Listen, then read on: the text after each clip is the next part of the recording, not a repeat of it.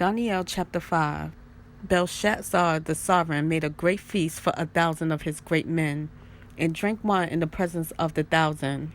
While tasting the wine, Belshazzar gave orders to bring the gold and silver vessels which his father Nebuchadnezzar had taken from the Hekel, which had been in Jerusalem, that the sovereign and his great men, his wives, and his concubines could drink from them. Then they brought the gold vessels that had been taken from the Hekel of the house of Elah, which had been in Jerusalem, and the sovereign and his great men, his wives, and his concubines drank out of them.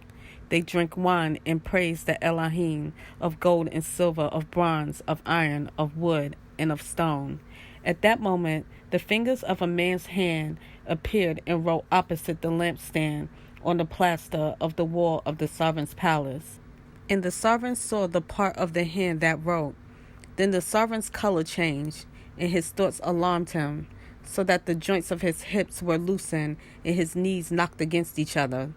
The sovereign called loudly to bring in the astrologers, the Chazdim, and the diviners. The sovereign spoke and said to the wise ones of Babel, "Whoever reads this writing and shows me its interpretation is robed in purple and has a chain of gold around his neck, and shall be third ruler in the reign." So all the sovereign's wise ones came, but they were unable to read the writing or to make known its interpretation to the sovereign. Then sovereign Belshazzar was greatly alarmed, and his color changed, and his great men were puzzled. The sovereigness, because of the words of the sovereign and his great men, came to the banquet hall.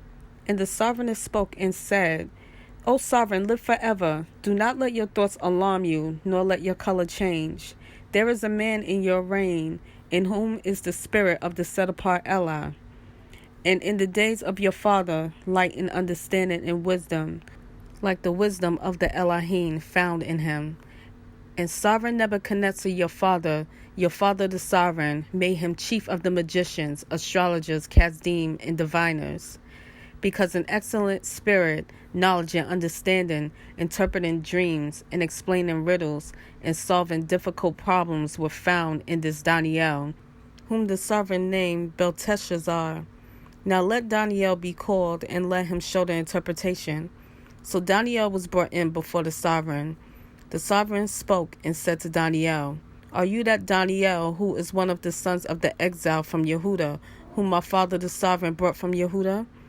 I have heard of you, that the spirit of Elah is in you, and that light and understanding and excellent wisdom are found in you. And the wise ones, the astrologers, have been brought in before me, that they should read this writing and make known to me its interpretation. But they were unable to show the interpretation of the word.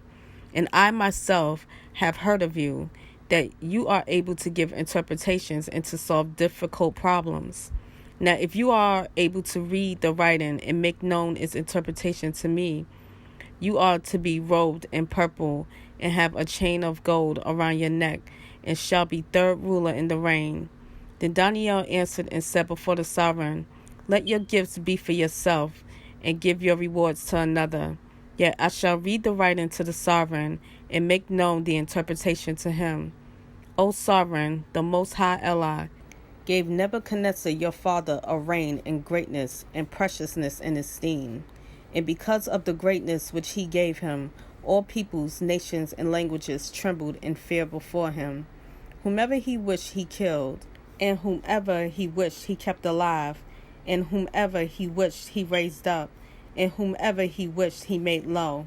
But when his heart was lifted up, and his spirit was so strong as to act proudly, he was put down from his throne of reign, and they took his preciousness from him. Then he was driven from the sons of men, and his heart was made like the beast, and his dwelling was with the wild donkeys.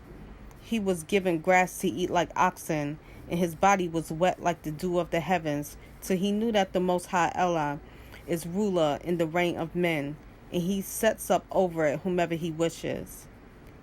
And you, his son, Belshazzar, have not humbled your heart, although you knew all this. And you have lifted yourself up against the master of the heavens. And they brought before you the vessels of his house. And you and your great men, your wives and your concubines, have been drinking wine from them. And you have praised the Elohim of silver and of gold, of bronze, of iron, of wood, and of stone, which neither see, nor hear, nor know. But the Elah who holds your breath in his hand and owns all your ways, you have not made great. Then the part of the hand was sent from him, and his writing was inscribed. And this is the writing that was inscribed: Mene, Mene, Tekel, Upharsin. This is the interpretation of each word. Mene, Elah has numbered your reign and put an end to it. Tekel, you have been weighed on the scales and found lacking. Peres, your reign has been divided and given to the Medes and Persians.